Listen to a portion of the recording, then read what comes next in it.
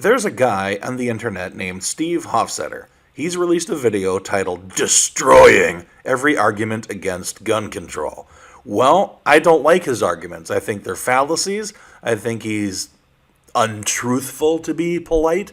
So I'm going to go through this and explain point by point why he's wrong about absolutely everything.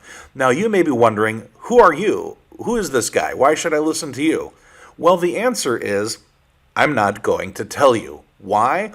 Because the liberals, the progressive left, are so tolerant that I'd fear for my safety in my career if I actually did say who I am. Protesters shaking cars and smashing taillights, beaten and bloodied by mobs of protesters. They were like spitting on me and stuff.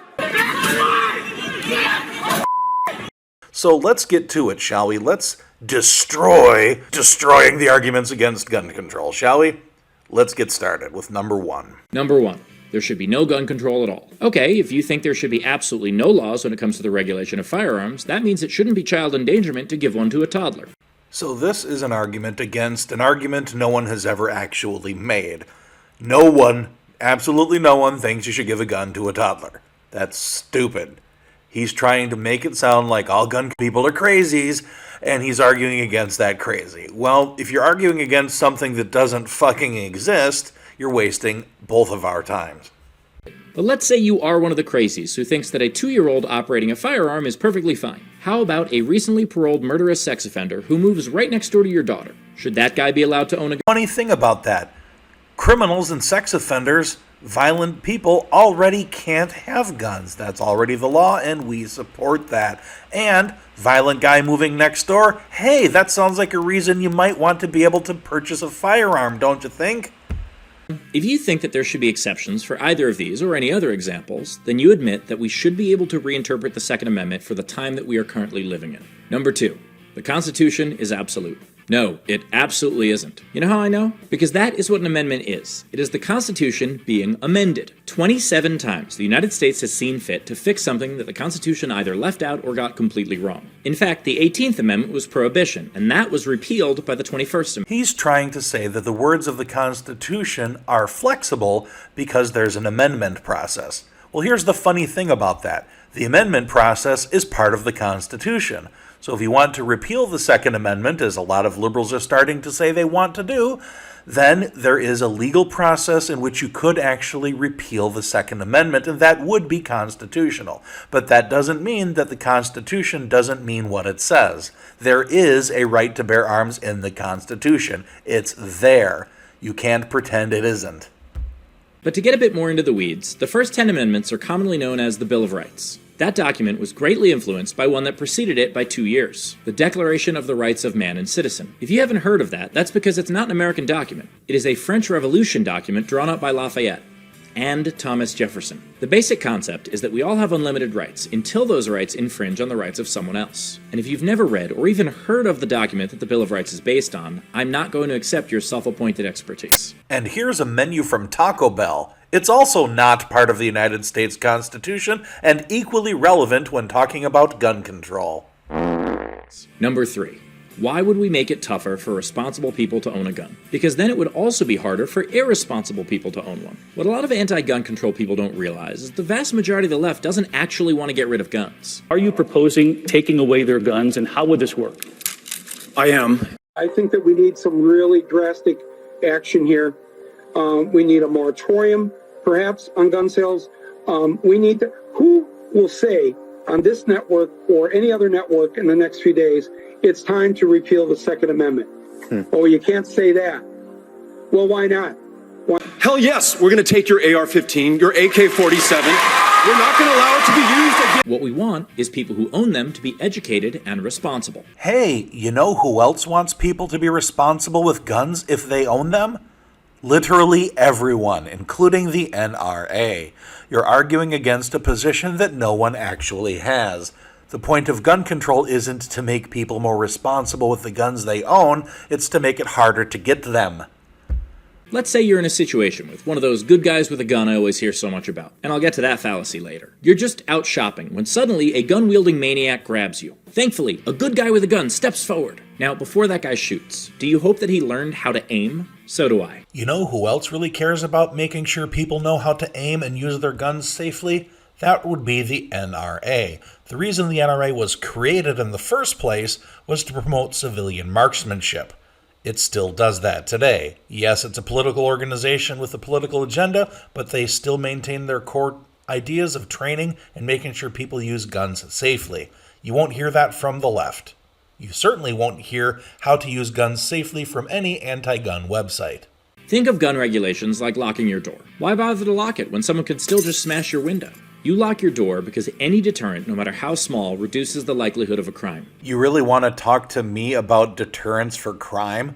Which one of these two places do you think is more likely to get broken into by a bad guy? Also, making it harder to own a gun actually rewards responsible gun owners by making it more of an exclusive club. You're welcome. Number 4. You're already required to register guns. Except you're not.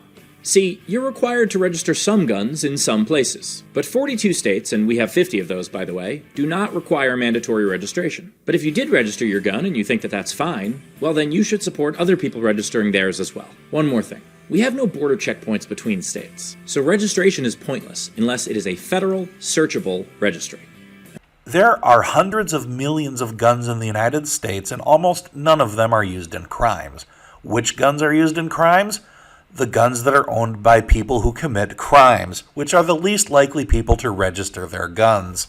Number 5. Gun registration leads directly to confiscation. What a hilariously untrue statement. Let's start with Canada. In 1995, Canada passed the Firearms Act, mandating registration. Yet Canada still has the 8th most guns per capita of any country at 34.7%. The people who say that Canada confiscates guns are either wrong or lying. Even with a new strict proposed bill that has not yet passed, buyback is still voluntary. Finland has a gun registry, and they're at 32.4% guns per capita. Australia, the United Kingdom, Bangladesh, Costa Rica, Iceland. There are over 100 countries that require owners to register guns that haven't confiscated them. Have any regimes confiscated guns? Sure, but people also fuck sandwiches. I'll explain. Gun registration can lead to confiscation, the same way that making a sandwich can lead to sticking your dick in a grilled cheese. It is possible, but to argue that it's inevitable shows a complete misunderstanding of statistics. There are plenty of examples of countries that require their citizens to register any legally owned firearm and that have not yet confiscated those firearms. But let's look at the reverse of that, shall we? Countries that have confiscated firearms from their citizens usually have a gun registry in place first, Australia being a prime example. Firearms were registered, then firearms were taken away. Very conventional firearms confiscated and destroyed. I mean, it was 40 years of collecting, and I can't say it any other way than that. I felt sick. I had to hand them in because if I didn't, I was going to jail. There's no ifs or buts about that. By taking that gun away from me, they've stolen something from me. Number 6. The government would confiscate all guns if they could just get away with it. That is a story I've been hearing for decades. The Democrats were coming for your guns back in 2008 when Barack Obama got elected. Except that was 13 years ago. Back then, the Democrats held the presidency, the House of Representatives, and a filibuster-proof supermajority in the Senate. Did they come for your guns then? No? Weird. The only laws on the books that enable confiscation are red flag laws. Those are passed at the state level, and they require both a red flag and red tape to decide individually if someone is no longer competent to own a firearm. The state with the most confiscations under their red flag law is actually Florida, and they can't even confiscate in most counties unless the owner agrees to it. And even then, Florida, the state that leans on red flag laws the most, sees confiscations at the rate of fewer than 1 per 10,000. There is absolutely no boogeyman going from house to house confiscating your guns. Red flag laws aren't frequently used, and they're even less frequently misused. If your argument is red flag laws, then your argument is a red herring. Most right-wingers are okay with certain red flag laws so long as there is a due process element. We don't want the government to have the ability to take guns away arbitrarily for arbitrary reasons. Why didn't the Obama boogeyman take away guns back when he was in power? Well, the main reason is he didn't have the political clout to do so at the time, as he said in his own words. I've initiated over 20 executive actions to try to tighten up some of the rules and the laws. But the bottom line is that we don't have enough tools right now to really make as big of a dent as we need to. This isn't any of your business. This is a quick one, because kids getting shot at schools and adults getting shot at concerts is everyone's business. Mass shootings don't have to happen to me in order for me not to want them to happen to other people. There are two distinctly different things wrong with this. Number one, he's equating those that disagree with him with the violent murderers that commit mass shootings. That's unreasonable and kind of a dick move. The other thing that's wrong is the actual information. If you look at the CDC, lots and lots of people use guns defensively, legally, and they ought to be able to continue to have that right. Now, on the scarier side, people that commit mass shootings, let's look at the actual number of rifles used in murders. This is FBI data. You are more likely to get killed by a club or hammer than you are a rifle, any rifle, including the evil AR-15. What does this mean? It means that they really don't want or really don't care about banning the AR-15 for the purpose of public safety. They're doing it for their own political power. Number 8. Registration won't actually do anything. This is a great argument if you don't understand chain of liability distribution. In most states, when a private seller sells a gun to someone with no background check that is later used in a crime, do you know who's at fault? No one. Almost every state allows private sales of firearms with no background checks. And in most states, if you leave a loaded weapon unattended on a sidewalk, the steepest punishment you'll get is the fine for littering. What registration does is take straw purchases from an honor system to an easily trackable crime. And it's not just about creating laws that would prevent the sale of firearms to people who are not mentally fit to own them. It's about creating laws that are actually smart enough to stop that from happening. Registration makes sure that the buyer and the seller are both responsible for following the law, instead of just hoping they'll be. What he's really talking about is the idea of a universal background check, which sounds great on its face until you actually think about it. A universal background check is already being done in almost every case. Every time you go to a gun store, buy a gun at a gun show, the fictional gun show loophole isn't a thing. Every time a gun is sold, a background check is done. There is one exception. The exception is a private transfer. What is a private transfer? One example would be a father gives his family shotgun to his son as a gift. That is one gun transferring to one person from another person. That is legal.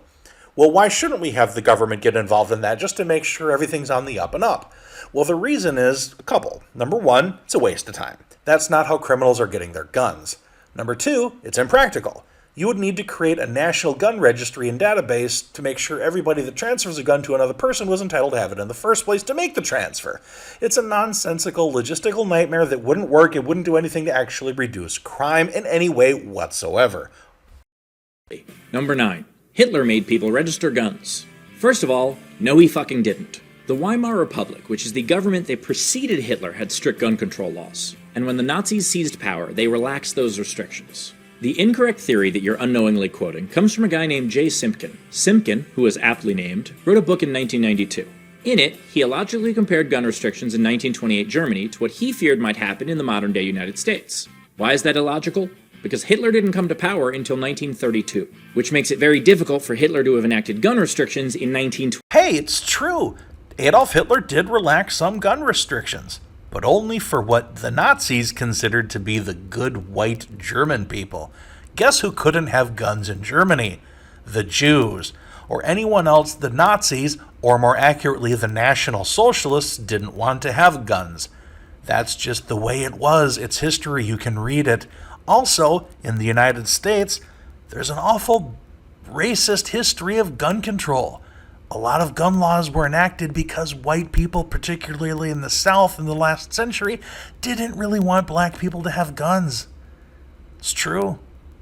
And I'm afraid that historically, gun control has been used to control and criminalize people of color. In the early years of our country, many colonies and states had laws barring Native Americans and free black people from buying or owning guns. What? But I have a receipt. And racist fears of black people have continued to inform our gun control law. How do you terrorize a group of people who are armed? You really can't. So what do? You do everything in your power to disarm them in every way. Also, pardon me if I don't believe your faux outrage at Hitler when you're perfectly fine with Steve Bannon. Oh, you slimy bastard. Adolf Hitler was a scumbag. Adolf Hitler exterminated millions of people. Steve Bannon is a person you disagree with politically. He's killed way fewer people than Adolf Hitler. In fact, I'd probably guess that he's killed in the neighborhood of 0 people. You fuck. Criminals won't follow the law, so what's the point? What a wonderful argument against laws. What is the point of a law? A law is to act as a deterrent. Yes, people still often break the law, but way fewer people do something when it's illegal than when it isn't. No one thinks that gun control will end 100% of gun violence. The point is to end some of it. Also, do you think the average person who shoots up a school knows how the black market works? Do you think the black market is just a store in a strip mall next to Joann's Fabrics? You don't just say, Alexa, help me commit crimes. Because if you did, Alexa would just play songs by Leanne Rimes. It is difficult for the average person to buy illegal things without getting caught. And this would make it more difficult, which is a good thing. So if the only point of gun control is to reduce crime a little bit, what happens if you enact that law and then more crime happens? Do you enact more laws? And then what happens if more crime occurs after that? Do you enact more laws? I'm guessing it doesn't end until you ban all guns, which is the direction this is all headed. Plus, there's no evidence whatsoever that these laws actually will deter crime or stop crime or prevent crime even a tiny little bit. In fact, it makes it harder for good people to defend themselves because they're the ones that are obeying the laws. The government is bound to mess this up. Maybe, but that's also true when it comes to enforcing any law. So again, unless you're advocating abolishing all laws, you can't make that argument. Here he is again arguing against a position that no one has. No one thinks that we shouldn't have laws. Of course we should have laws. We should have some laws regarding firearms. Even the most ardent, right-wing, pro-NRA, pro-gun person thinks that there are some laws regarding firearms that are appropriate and good. What we don't want are laws that will restrict normal, law-abiding people from being able to get guns to defend themselves, while at the same time doing nothing to prevent crime. The things that make crime go up are things like not prosecuting offenders, leniency at sentencing, criminal justice reform that puts bad guys back out on the streets, defunding the police. Things that have actually caused crime to go up since 2020. When the riots happened, police pulled back, crime went up. Gun control isn't the solution to that problem. Number 12.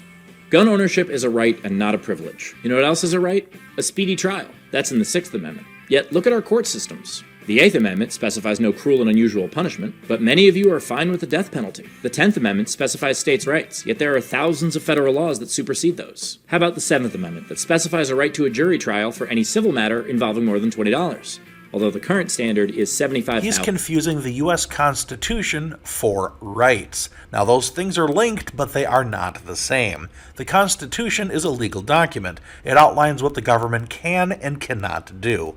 A right is something inherent to being a human being. The right to free speech means that a human being should be able to say what is in their heart without the government telling them they can't. That's a separate issue from the First Amendment, which enshrines that right. Just because the Constitution isn't always followed properly doesn't mean that it isn't important to follow it properly. And what about the 5th Amendment? Due process. Some of you make the argument that cops are allowed to just kill people they're afraid of. No, actually, no one thinks that. No one, absolutely no one, including cops, thinks that it's okay to kill people they're afraid of. There's a difference between that and fearing for your life in a life and death situation. What do you got in there? I have nothing in here. Okay. Nothing. I'm just asking. This is my home. Kyle calls for backup, and Oliver takes off, starting a chase. Kyle had been shot, but he never stopped the car. He stayed in pursuit, even while backup was still trying to catch up to the chase. Right here. Come out of the car. Oh my God!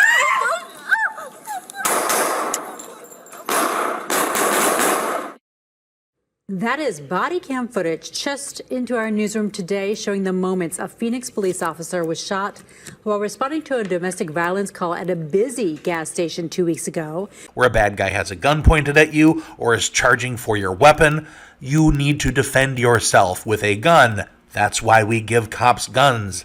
That's why we Americans should also have the right to carry guns, because sometimes our lives do get threatened. It happens. Hell, even the good guy with a gun argument is in direct violation of due process. A civilian shooting someone is not due process. This might be the single most astonishingly dumb thing this person has said so far. Of course due process isn't involved in a self-defense shooting or in the shooting of somebody else in defense of somebody else's life. If somebody breaks into my house and are going to kidnap my kid and I shoot them to defend my kid's life, there's no due process in that because it wasn't an evidentiary hearing, it wasn't a legal proceeding, it wasn't anything happening in court, it wasn't the police determining probable cause, it was an emergency situation where life was at stake, you moron. You know you're lying when you say that. You can't be that dumb, can you? It's not just a right, it's my God-given right. No, no, and no. Even if you are a religious person, God did not write the Second Amendment. Even if you're religious, huh? Wow, are you a condescending jerk? I guess you think living in New York that you're smarter than everyone else. I guess you think people in the South that are more religious are dumb. And by down south, I don't mean Alabama and Georgia. I mean Mexico, Brazil, Africa, most of the rest of the world, where brown people are more religious than you. There's a word for thinking somebody in a different part of the world is not as smart as you. What's that word? It starts with an R. Even if you are a religious person, God did not write the Second Amendment. James Madison did. It is true. God didn't write the Second Amendment. God didn't write the Constitution. God didn't write the Declaration of Independence, which was the founding document of our country. However, in the Declaration of Independence, it says, "We hold these truths to be self-evident that all men are created equal, that they are endowed by their Creator, meaning God, with certain unalienable rights," meaning that God endowed people with rights. The government can take rights away, but it cannot grant them. 14. What's the point? It'll never work. Well, gun control has worked over 100 times in other countries. If your argument is that it just can't work in America, then you are saying that Americans are either uniquely violent or stupid or both. That doesn't sound very patriotic to me. Also, again, it doesn't have to work. It just has to work better. In the 1980s, Mothers Against Drunk Driving started pushing reform. In 1985, drunk drivers accounted for 41% of all American traffic fatalities. Within 10 years, that number plummeted all the way down to 32%. Do people still die from drunk drivers? Sure. Is it way better than it used to be? There's one gigantic difference between laws against drunk driving and gun control. Gun control restricts people that aren't doing anything wrong. Drunk driving laws holds people accountable for their actions where they put others in jeopardy. Number 15. Chicago has some of the strictest gun control, but some of the most violence in America. So here's an odd thing. The city with the highest murder rate is actually St. Louis, followed by Baltimore, Birmingham, Detroit, and Dayton, Baton Rouge, New Orleans, Kansas City, Memphis, and Cleveland. So Chicago isn't even in the top 10. Where exactly is Chicago? Number 28, just below Buffalo. But even if Chicago is number 1, which it isn't, this is an argument made by people unwilling to accept the simple fact that 95% of the guns used in crime in Chicago come from outside of the city. All right, let's see here. Gun stores in Chicago. Let's see what we can find out here. If I want to be buying a gun in Chicago, look, there's Chicago. And there's no gun stores. Let's look at this list. Hodgkins, Melrose Park. Hey, I wonder why most guns come from outside of Chicago. Maybe it's because you really can't friggin' get a gun if you're in Chicago. Again, we have no checkpoints at state borders. You know how close lax gun law Indiana is to Chicago? Let's say you lived on 108th Street, on Chicago's south side. Your gas station down the block is in Indiana. But do you want to know if gun laws actually work in America? The states with the least amount of gun deaths per capita, Massachusetts, Rhode Island, New York, Hawaii, and Connecticut, all rank among the states with the strictest gun laws. And the states with the most gun deaths per capita, Oklahoma, Mississippi, Louisiana, Alabama, and Alaska, all rank among the states with the least restrictive gun laws. Even with Illinois bordering Indiana, most guns in Chicago were purchased in Illinois. Why is crime higher in Chicago than in the surrounding communities where buying a gun is easier? Because there are actual gun stores there. The reason you have higher crime in larger American cities is because of poverty and gangs and drugs. Where poverty, gangs, and drugs are more prevalent, you will have higher crime. In areas where it's not as prevalent, you will have lower crime. This is not solvable by gun control.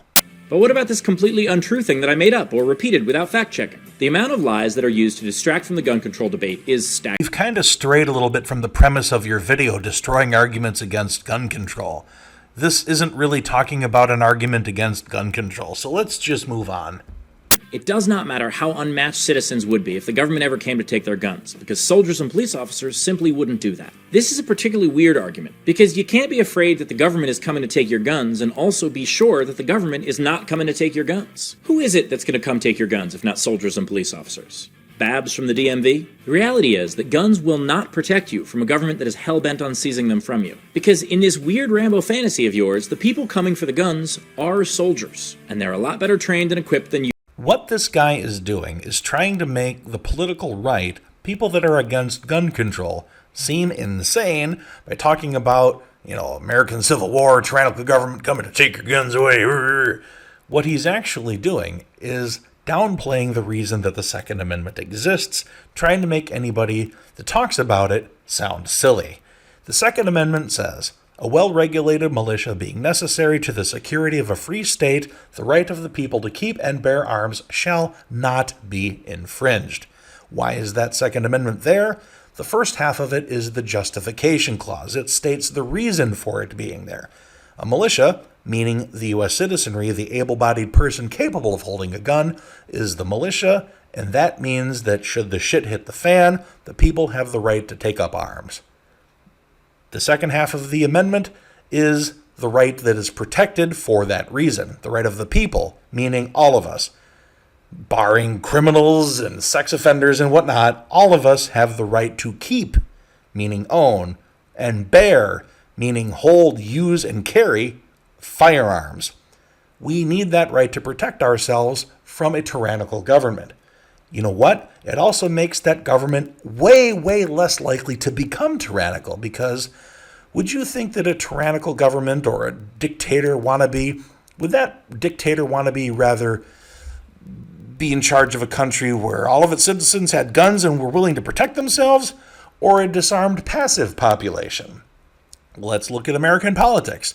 One group of politicians, we'll call them the left, want to talk about gun control. They want as few guns out there as possible. There's another group of politicians, let's call them the right. They don't care if you have a gun. They think it's your right. They think you have the right to protect yourself. Now, I'm not saying the left wants to become tyrannical, but which group of people do you think would be more likely to become tyrannical? The people that want you to have guns or the people that don't want you to have guns? Number 18. If the government does come for our guns, we can fight them. This really isn't an argument against gun control. I don't know what his point is. I'm going to skip this one. It's basically him rehashing the whole concept of going to war against the United States, which is just silly. I'm not going to waste my time.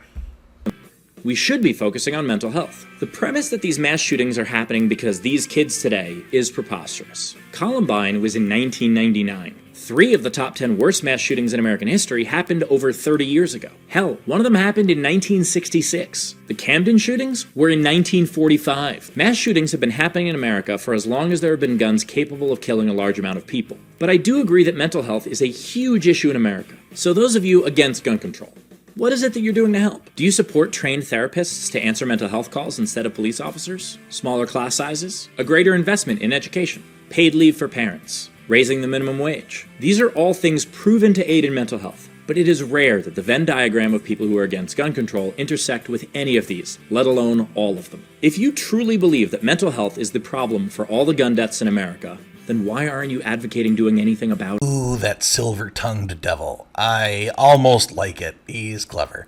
What he did, he starts off by stating what we on the right think, that many mass shootings are because of mental health problems and deficiencies in this country, and then he talks about mass shootings having been a thing for decades, which I'm not really sure why that matters. Just because a problem's been around for a long time doesn't mean it isn't a problem.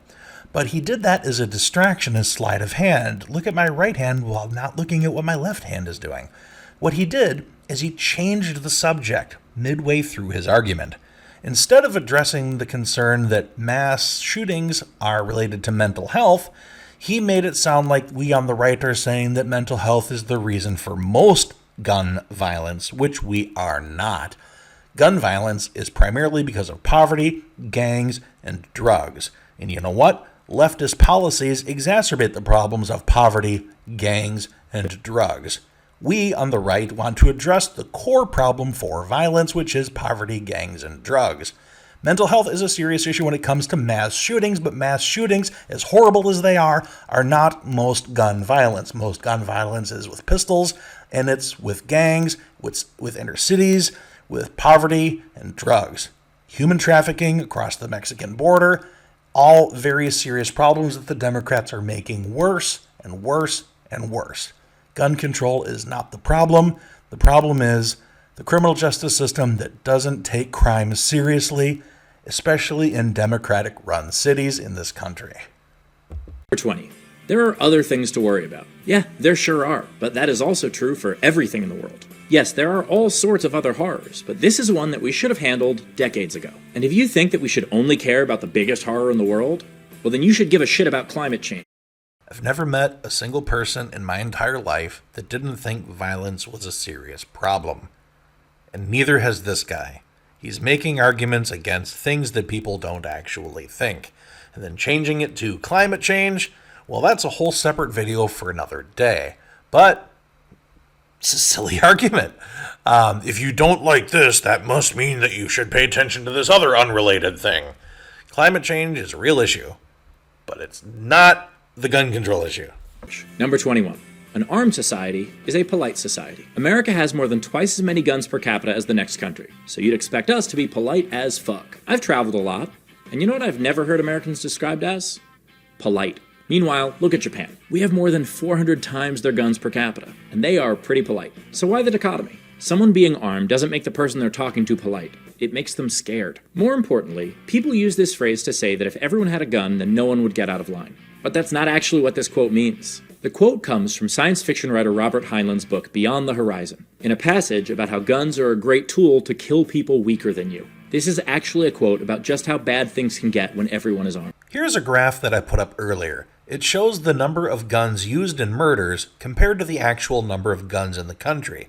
If you look at the bottom two, it's Canada and the United States. Canada is actually known for being a very polite country. The United States, if you take out the existence of the problem of gangs, drugs, and poverty, the rest of the country that's armed actually is pretty nice, pretty polite, pretty safe.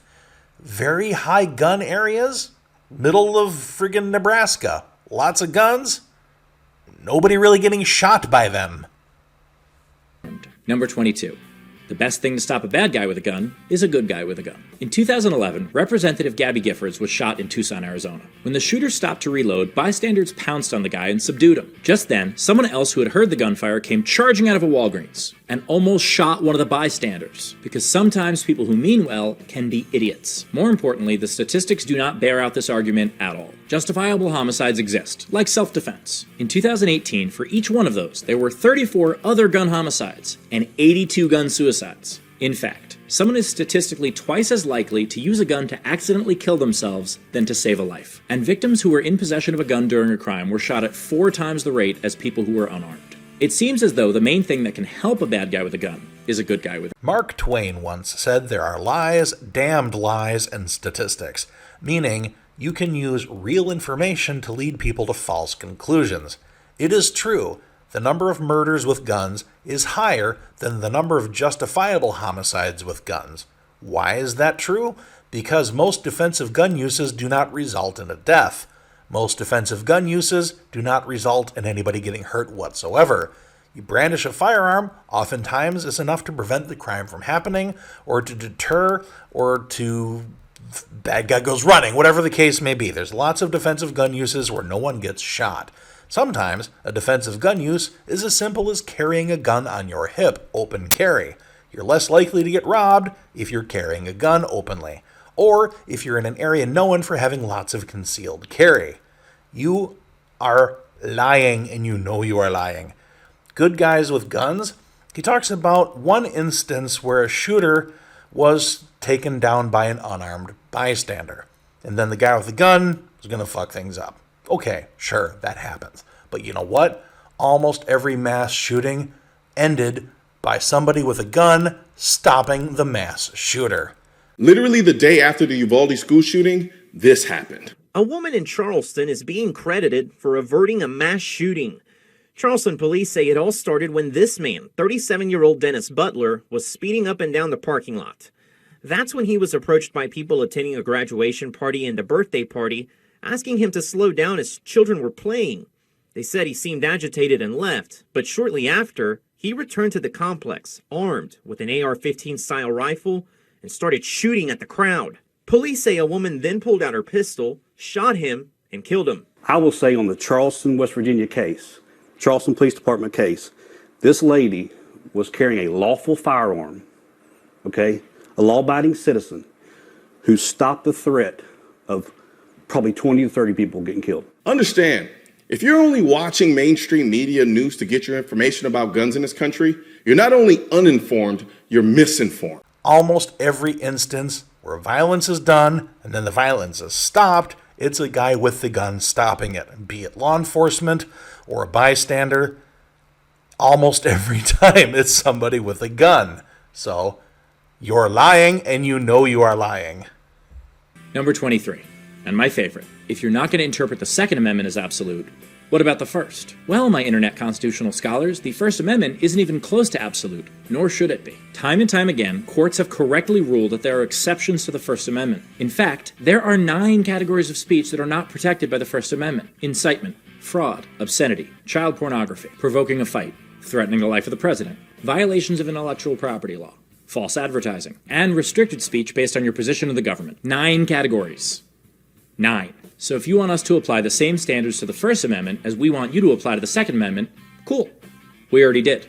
And now it's your turn. The First Amendment protects religious liberties, freedom of speech, the right to petition the government, the right to protest.